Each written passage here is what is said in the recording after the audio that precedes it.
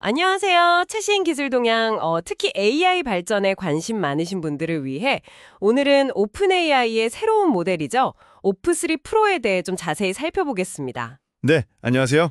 테크크런치 기사를 중심으로 이 모델이 대체 뭐고 왜 중요한지 그 핵심을 같이 한번 파헤쳐 보려고 합니다. 네, 좋습니다. 이게 그냥 단순히 성능 개선 버전이다. 이걸 넘어서는 의미가 좀 있거든요. 아, 그렇죠.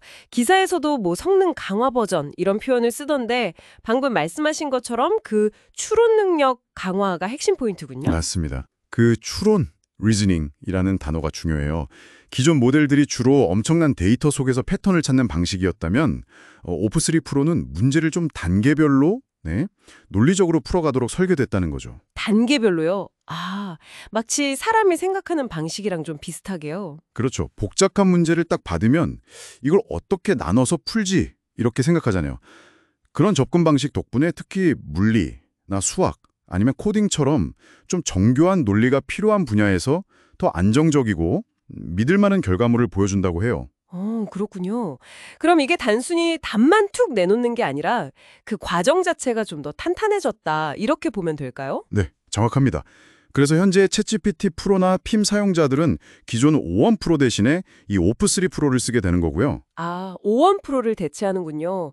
근데 그 오원 프로랑 직접 비교한 자세한 데이터는 기사에 좀 부족했던 것 같긴 해요. 네, 그 부분은 좀 아쉽죠. 하지만 이 추론 능력 강화라는 방향성 자체는 오프3 프로라 아주 중요한 특징이라고 할 수 있습니다. 성능 면에서는 구체적으로 어떤 결과들이 있었나요? 오픈 AI 내부 평가 이야기도 좀 흥미롭던데요. 아, 네.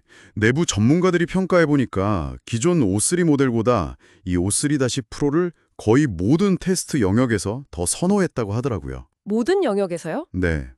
특히 과학이나 교육, 프로그래밍, 비즈니스, 심지어 글쓰기 도움 같은 분야에서요.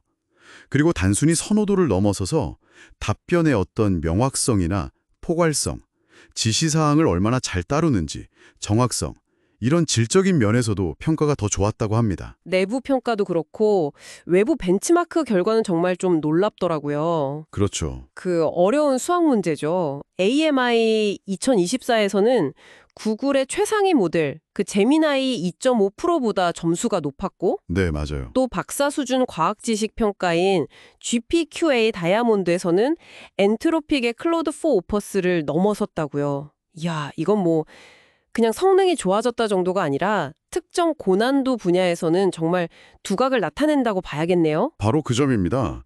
예, 경쟁사들의 정말 최신 주력 모델들을 그것도 아주 까다로운 학술 벤치마크에서 앞섰다는 건 O3 프로의 그 깊이 있는 추론 능력이 진짜 상당한 수준이라는 걸 보여주는 거죠. 네. 여기에 웹 검색이나 파일 분석, 또 시각 정보 보고 이해하고 추론하는 능력, 파이썬 코드 실행 능력 이런 것들이 다 가능하고요. 아, 기능도 다양하네요? 네. 그리고 또 중요한 게 대화 내용을 기억해서 답변을 약간 개인화해주는 메모리 기능까지 쓸 수 있다는 거예요. 이게 활용도를 엄청 높여주죠. 와, 진짜 다재다능하네요. 그럼 이렇게 강력한 모델, 실제로 쓰려면 어떻게 해야 하는 건가요?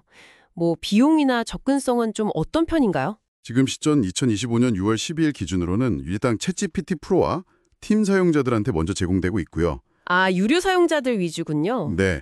그리고 엔터프라이즈나 에듀 사용자들은 다음 주부터 쓸 수 있을 거라고 합니다. 개발자분들은 API 통해서 쓸 수 있는데 비용은 입력 토큰 100만 개당 $20, 출력은 100만 개당 $80로 책정됐어요. 100만 토큰이면 대략 75만 단어 정도 분량이라고 하던데, 기용이 아주 저렴하진 않네요. 네, 아무래도 고성능 모델이니까요. 그렇죠. 이렇게 인상적인 능력들이 많지만 완벽할 수는 없을 텐데요. 혹시 좀 고려해야 할 단점이나 제약사항 같은 것도 있을까요? 네, 몇 가지 지적되는 점들이 있습니다. 우선 그 단계별 추론 과정 때문인지 이전 모델인 O1 프로보다는 응답 속도가 좀 느리다는 이야기가 있어요. 아, 시간이 좀 더 걸린다. 네, 아무래도 좀 더 정교하게 생각하려니 시간이 걸리는 거겠죠. 일종의 트레이드 오프라고 볼 수 있겠고요. 하긴 그럴 수 있겠네요. 또 다른 건요?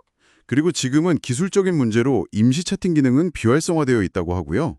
이미지 생성 기능은 아예 없고 오픈 AI의 그 캔버스라는 시각적 작업 공간 있죠.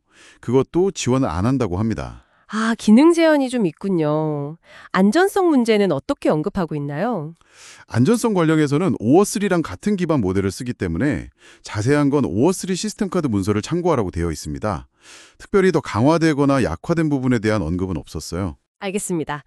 자, 오늘 이야기 쭉 나눠갔는데 정리해보면 O3 프로는 단순히 뭐랄까 성능 수치만 올린 모델이 아니라 추론 능력을 핵심으로 강화해서 복잡한 문제를 진짜 단계적으로 풀어가는 데 특화된 그런 차세대 AI라고 할 수 있겠네요. 네, 맞습니다. 인상적인 벤치마크 결과도 있고 다양한 도구 활용 능력도 갖췄지만 동시에 응답 속도가 좀 느리거나 일부 기능 제한 같은 현실적인 부분도 고려해야 하고요. 그렇죠. 결국 이게 듣고 싶은 당신에게는 어떤 의미가 있을까 생각해보면 앞으로 좀 더 복잡하고 전문적인 작업을 AI에게 맡기거나 특히 과학, 수학, 코딩 이런 분야에서 더 정교하고 믿을 만한 도움을 받을 가능성이 커졌다. 이렇게 볼 수 있을 것 같아요. 문제 해결 파트너로서 AI의 역할이 한 단계 더 진화할 수 있는 신호탄 같기도 하고요. 네, 그런 셈이죠. 오늘 저희가 주로 발표된 내용이나 평가를 중심으로 O3 프로를 살펴봤는데요. 여기서 좀 더 깊이 들어가 보면 여전히 궁금한 점들이 남는 것 같아요. 예를 들어서 이 모델이 정확히 어떤 내부 방식으로 그 단계별 추론을 하는 걸까? 아, 그 메커니즘이요? 네. 그리고 그 메모리 기능은 또 구체적으로 어떻게 작동하는 걸까? 한계는 없을까? 또 왜 응답 속도가 느린 건지, 그 기술적인 이유는 뭘까? 이런 것들이요. 그렇죠. 사실 그런 부분들은 아직 공개되지 않은 정보들이 많죠. 맞아요. 발표된 성능 너머에 있는 우리가 아직 잘 모르는 O3 프로의 진짜 작동 방식이나 잠재력은 과연 어디까지일지 한번 상상해보는 것도 흥미로울 것 같습니다.